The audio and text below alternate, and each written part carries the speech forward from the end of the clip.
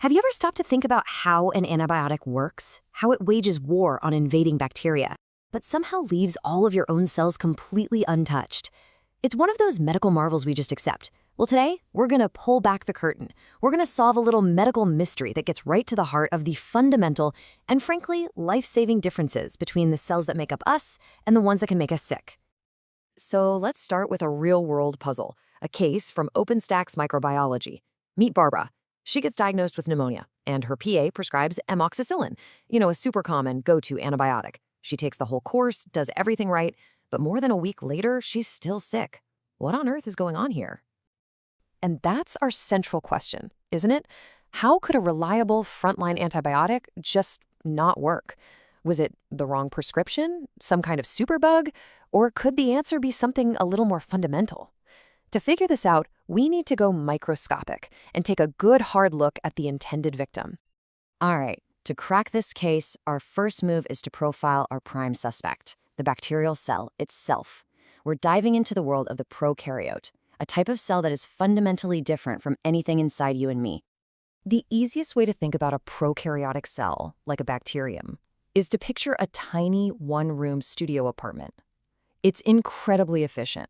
Everything, all the genetic material, the protein-making factories, the whole chemical shebang, is all just mixed together in one common space. There's no separate office for the DNA, no dedicated kitchen or power room. It's simple, it's compact, and it gets the job done. Now here's where it gets really interesting.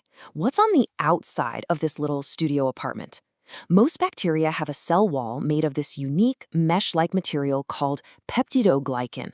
And this is the critical part. It is found only in bacteria. This stuff gives the cell its shape and, more importantly, keeps it from bursting. And guess what? This unique material is the exact bullseye that Barbara's amoxicillin was designed to hit. But, not all bacteria build their walls the same way. We can sort them into two main camps. First, you've got your gram-positive bacteria. They have a really thick, exposed wall of peptidoglycan, making them a pretty easy target for antibiotics like penicillin. But then you have the gram-negative bacteria. These guys are a bit more clever. They have a thin peptidoglycan layer, sure, but it's hidden underneath a protective outer membrane that basically acts like a security guard, blocking the antibiotic from ever getting to its target. Okay, so we've identified the antibiotic's target. But that brings up a really important question. If this drug is so good at tearing down cell walls, why doesn't it hurt us? Well, to answer that, we just need to take a quick look in the mirror at our own cells.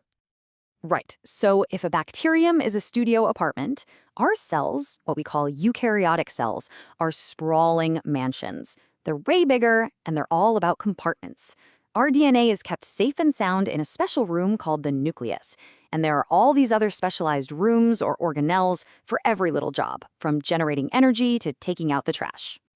So, to sum it up, our cells have that true nucleus, all those complex organelles, a whole internal scaffolding system. But here's the most important feature for our story today, the thing they don't have. Our cells have absolutely no peptidoglycan, not a single molecule. And this right here is the beautiful principle of selective toxicity.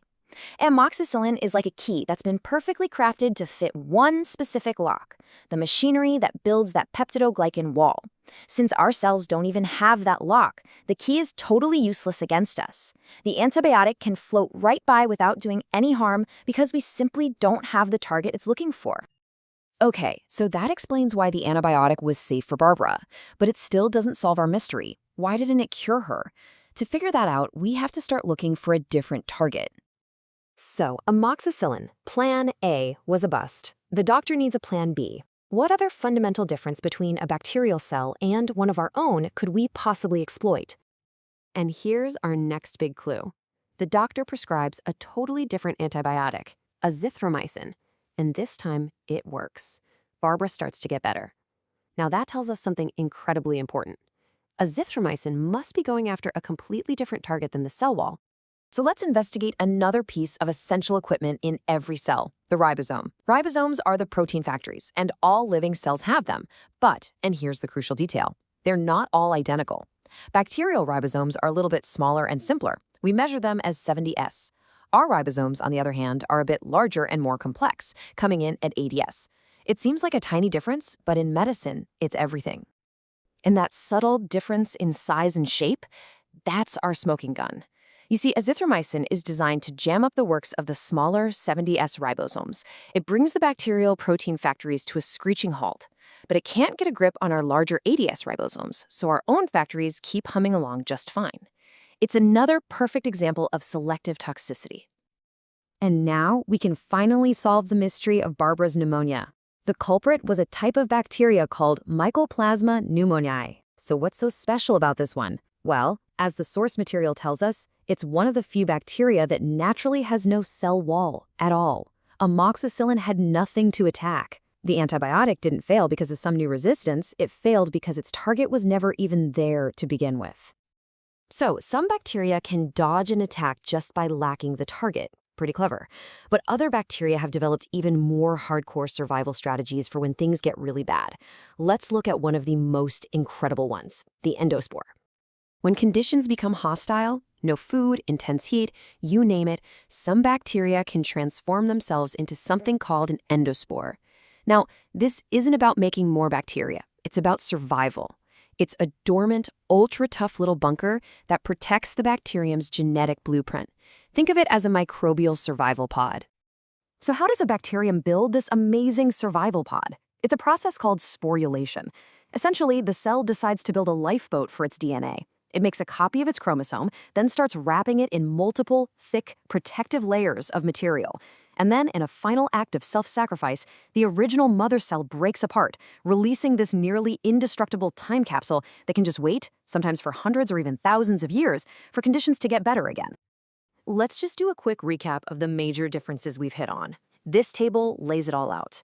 Prokaryotes, like bacteria, no true nucleus. Eukaryotes, like us, we have one. They lack all those complex organelles. But the real kickers for our story are the peptidoglycan cell wall. They have it, we don't, and those ribosomes. Theirs are 70S, ours are 80S. These are the differences that modern medicine is built on. So we've spent all this time talking about the stark differences between us and them. But this story has one last, absolutely mind-bending twist. An ancient origin story that completely blurs those lines. It's called the endosymbiotic theory. And what it suggests is that the very organelles that make our eukaryotic cells so special, like the mitochondria that power our every thought and movement, weren't originally ours at all. The theory is that billions of years ago, there were actually free-living bacteria that got swallowed by another cell, and they just stayed, forming a permanent partnership. And the evidence for this is just staggering. I mean, look at our own mitochondria. They have their own circular DNA, just like a bacterium. They have 70S ribosomes, the exact same size as the bacterial ribosomes we target with antibiotics. They even make copies of themselves by splitting in two, just like bacteria do. They are, for all intents and purposes, the descendants of ancient bacteria living inside every single one of our cells. So let's just leave it with this thought. We create brilliant drugs to exploit the tiny differences between our cells and bacterial cells, targeting their 70S ribosomes to save our own lives. And yet, every cell in our body is powered by tiny organelles that also have those same 70S ribosomes because they're the direct descendants of ancient bacteria.